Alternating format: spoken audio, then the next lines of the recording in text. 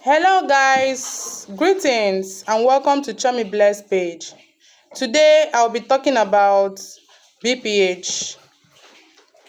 BPH is known as benign prostatic hyperplasia. It is one of the conditions that is mostly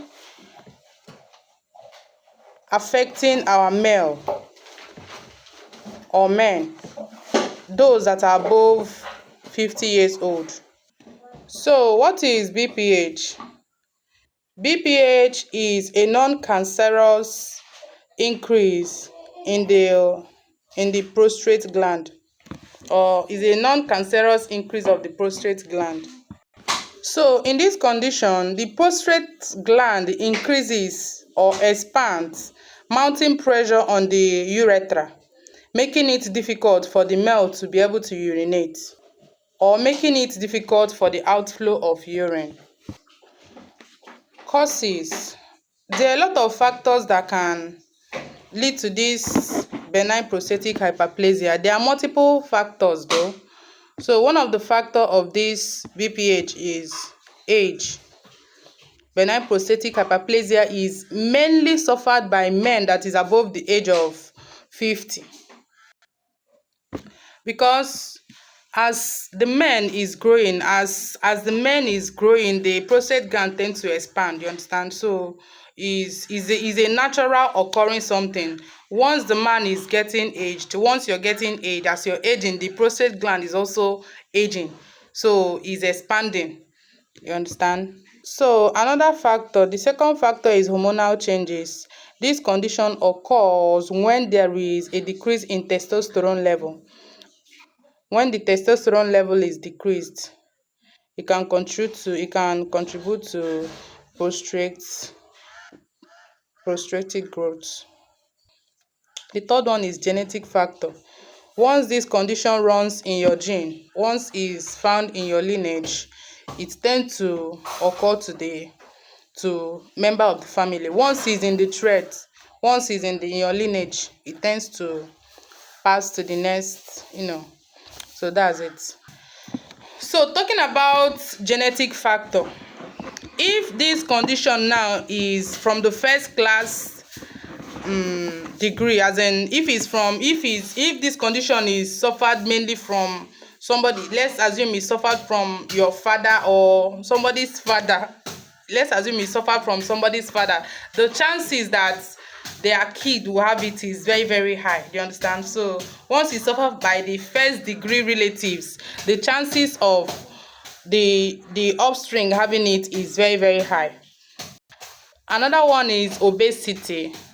Obesity is one of the causes of BPH, especially when you have a lot of excess fat in the waist region. This can also lead to BPH. So another factor that causes this BPH is diabetics. Diabetics is another factor that can lead to BPH. So this condition now, when the blood sugar level is damaged, it also affects the prostate gland. So in diabetic is that in diabetes, you know that when somebody have diabetes, the blood sugar level is affected, and once the blood sugar level is affected, it potentially affects the prostatic health. Another cause is cardiovascular disease or any heart related disease. So any condition that affects the heart can also affect the prostate gland. The chances that cardiovascular issue affects prostate gland is very, very high in this condition. Then another one is lifestyle.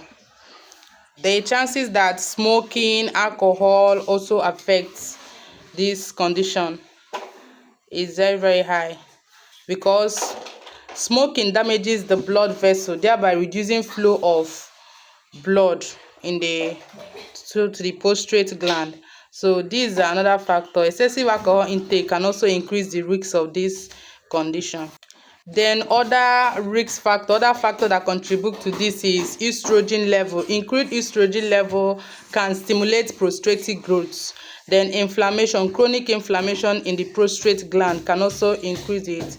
Prostate infection, neurological disorders, and medication. Certain medication, there are certain medication like the beta blockers can also increase the growth of what's it called, benign prostatic can increase the growth of this prostate gland, and antihistamine can also exacerbate the symptoms of this benign prostatic hyperplasia.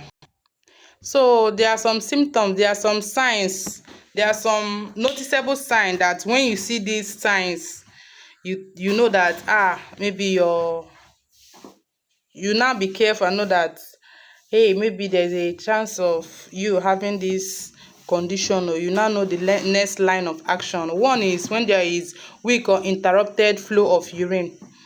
When you have weak or interrupted flow of urine, when you're not able to urinate, when you're having it, when let's assume maybe you're having dribbling or something. So in this weak or interrupted flow of urine,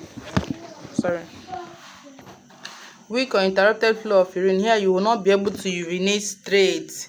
You just be urinating, like it will just be going somehow. It will not be able to flow direct like that. So another one now is frequency. Frequency is when you need to go and be urinating often. You find yourself going to the restroom to urinate often.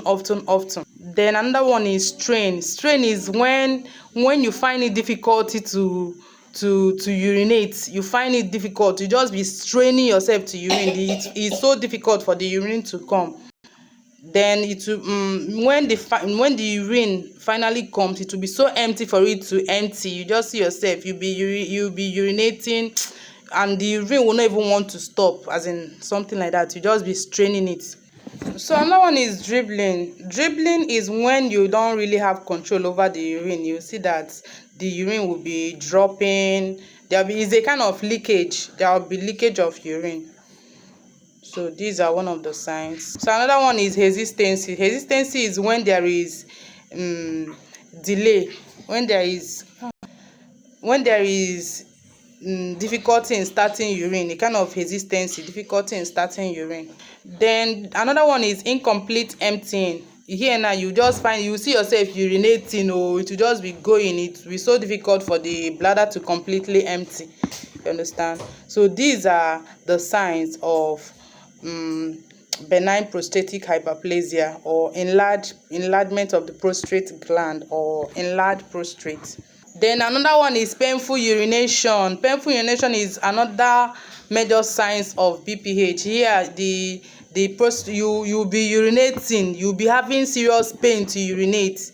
It's very, very painful. Another one is blood in urine. You will see blood in your urine, or most times in the semen, or is what we call hematuria. You find blood in your urine. You'll be urinating, and it will be painful, and also you see blood in urine. Then there is another one is increase in frequency of urination.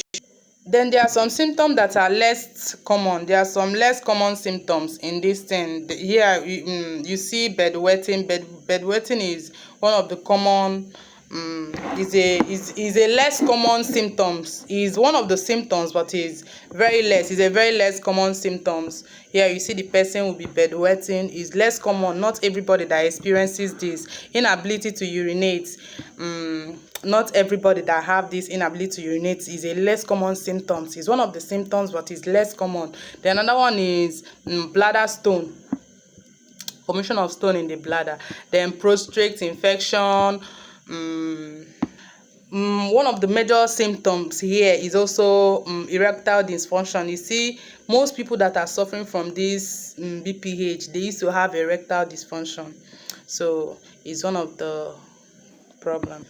So we have the advanced symptoms, at which once it gets to this point, you know that there is nothing else you will do other than to seek medical intervention. As in, at this level now, it has gone way, as in it's now very serious. It's now so serious that you need to seek for medical attention. So in this place now, we have severe urinary retention. Here you will not be able to urinate at all. You will not be able to urinate at all, as in even if you try to urinate, you'll be in so much pain. There is severe retention. So once you notice anything like this, you know that this BPH is not something you can try to be managing. At this level now is way serious than you can understand. It's now very, very serious that you need to seek medical intervention. Then when the kidney is damaged, once the kidney is damaged, once this condition gets to this place, if you don't intervene as fast as possible, the kidney will get damaged. Bladder damage. Here now, the bladder will be so incompetent, as in it will not be able to hold urine. Then when there is incontinence, here you don't even have control over the urine. The urine will just be flowing on its own. Here the person needs to be passed urinary catheter. And I'm sorry this topic is really taking long. I was trying to explain everything in details. So another one, we have about 3 stages of this condition. Also, we have the mild symptom. Here now, the condition is not really at critical stage. We have the moderate symptoms. Here now, you have the mild stage. Here the condition is not really obvious. You understand? You can notice few signs, but it's not really obvious. We have the moderate stage. Here now, you can see most of the symptoms of this condition. It's not really everything. You can just see one or two, as in it's very, very few, some of it. Then we now have the severe stage. Here now everything has significantly manifested. You can now see most of this condition, majority of the signs have started to manifest: difficulty in urination, hesitancy, incontinence, painful urination, all this kind of thing, blood in urine, all this kind of thing. All these signs will now be made manifest in the severe stage. So now let's talk about the treatment of this condition. Number one is medication. Another treatment is the use of non-invasive procedure. Then surgery is another one. Then lifestyle changes. You change your diet. These are the treatments for this condition. Then diagnosis. There is some diagnostic tests that you need to go to find out if you have this condition. We have the digital rectal exam, the prostate specific antigen. We have the urine flow test and the imaging test. Prevention of this condition. There are some ways at which you can control the occurrence of benign prostatic hyperplasia. One is regular checkup. You need to go on regular checkup. Then number two, you need to watch your diet, mind the kind of things you eat, then exercise to avoid obesity, and to maintain good physical health is also good. Avoid smoking, then stress management, and the rest. Complication of this condition can lead to urinary retention. That's urine retention. You'll not be able to urinate. We have bladder stone, we have kidney damage, we have prostate infection and erectile dysfunction. Thank you so much for sticking in with me on this topic. I'm sorry it have taken a whole lot of time, but I hope you listen and get to understand one or two things. Ask me some of your questions. If you have questions, you can ask me in the comment section. Then I think I'll be able to answer the ones I can. Then what again? Please click the plus button to subscribe, and then hit the like for me and subscribe on my YouTube channel. Thank you so much. I promise to bring you more interesting topics. Thank you.